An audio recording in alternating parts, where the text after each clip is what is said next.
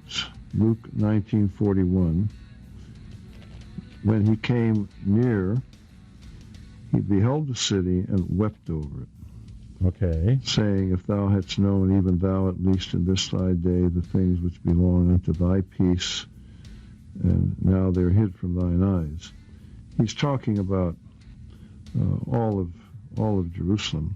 Well, the destruction of Jerusalem there, but here in Matthew 23, there's no mention of that. But that's just secondary. But James, O Jerusalem, Jerusalem, thou, back to Matthew 23, thou that killest the prophets. It wasn't just the leaders that killed the prophets.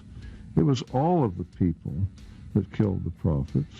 And let's forget Jesus for the moment. I think Jesus is saying, he's showing that he's God.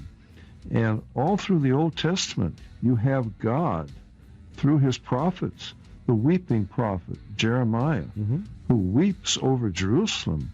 And this brings us, I think, to the crux of the issue, because why does God send his prophets and weep and plead and call upon the people to repent when they can't repent unless he extends irresistible grace to them? And this is where I really want to understand this.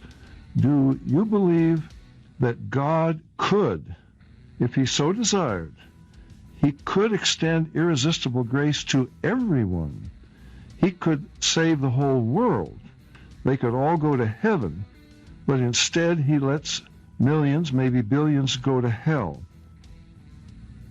Well, we'll get back to Matthew 23:37 because I don't want to leave that. But I don't get the feeling, Dave, that you are familiar with what the term irresistible grace means. Well, I want you to explain it to me. Okay, irresistible grace is simply this. When a Reformed person speaks of irresistible grace, we are talking about regeneration. We are talking about causing a person who is spiritually dead to be brought to spiritual life, being born again. And we believe that it is irresistible grace because dead people don't resist anything. Corpses can't stop you from doing anything. When Jesus walked up to the grave of Lazarus in John chapter 11, he said, Lazarus, come forth. It is not an issue where Lazarus could sit there in the grave and go, well, I'm not sure I sort of like it in here. I like being dead. I didn't like my sisters, whatever it is. No. When Jesus says, Lazarus, come forth, Lazarus comes forth because what God commands happens. And so in answer to your question, if God desired to save every single individual by causing them to be regenerated and born again, it is certainly within the capacity of the God who created all things, the God that Psalm 135:6 says does whatever he desires in the heaven and on earth, the God described in Ephesians 1:11 as the one who works all things after the counsel of his will. Those same prophets that you're just quoting said there is no one who can stop his hand or ask him, why are you doing this? So if you're asking the question, could God save every single individual, there is without a question that is fully within his capacity. The question is, has it been God's eternal will to give his grace, which has to be given freely, to every single undeserving person, or does God have the freedom to give his mercy to whom he will have mercy? And that's what Romans 9 talks about. God has the freedom to do whatever he wishes to do. I don't doubt God's sovereignty.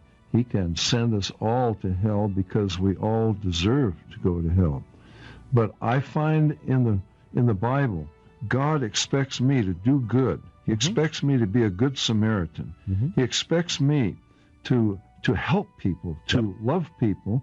And I have the example of, for example, Moses, who is willing to be damned himself if it would save his people. I have the example of Paul, who is willing to be accursed from God to save the Jews. Now, I don't think that they made that up themselves. No. I think this is because of the God who has created us. But yet the God who created us, he doesn't care. He's going to let billions go to hell, but he could save them if he wanted to, but he doesn't want to. I think you're playing into the atheist's hands. That kind of a God, in my opinion, is not the God of the Bible. He's not behaving like he expects even me as a kind, compassionate person to behave. Well, it sounds like, Dave, your assumption here is that God's mercy and grace can be demanded. God's mercy, God does not have to be, as you said, he could rightly send any one of us to hell. The amazing thing is not that any person goes to hell. The amazing thing is that any person goes to heaven. It is God who himself has said, for he says to Moses, I will have mercy on whom I have mercy, and I will have compassion on whom I have compassion. So then it does not depend on the man who wills or the man who runs, but on God who has mercy. And so the difference between us is that I really do believe that God saves. He saves freely. He saves and elect people that he gives to Jesus Christ from all of eternity. And all the objections that you've been raising so far about, well, I'm to be a good person, and I believe that I have to make these choices. I believe all those things. I didn't say that, James. You're changing my words. I didn't say I'm a good person, therefore I have to make choices. No. I said that God expects me to rescue, to be kind, compassionate, loving to everyone, to be a good Samaritan. And I have the example even of Paul and of Moses, I said, who were willing to be accursed. But and it's not a question of demanding. I never said we could demand anything. I said we can't demand anything. But the question I'm trying to get straight now is, and I think I'm understanding it now, God could extend irresistible grace to everyone if he so decided, if he so desired. So apparently the God you believe in, he doesn't care. Let billions go to hell. Let them suffer there. I could save them, but I'm not going to. Why? Well, God is no respecter of persons, so there's no favoritism, and there's nothing within me that would cause him to choose me rather than someone else.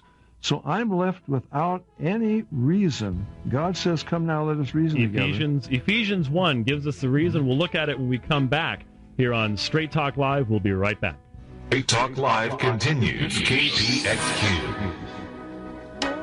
And welcome back to Straight Talk Live. My name is James White, and we're having a discussion with Dave Hunt on the subject of Calvinism. And right as we were taking a break, Dave was saying, well, look, you're saying that your God doesn't care about billions of people going to hell, and that there's no reason why one person's chosen over another. I'd like to give two answers, Dave, and see what you think about them. First of all,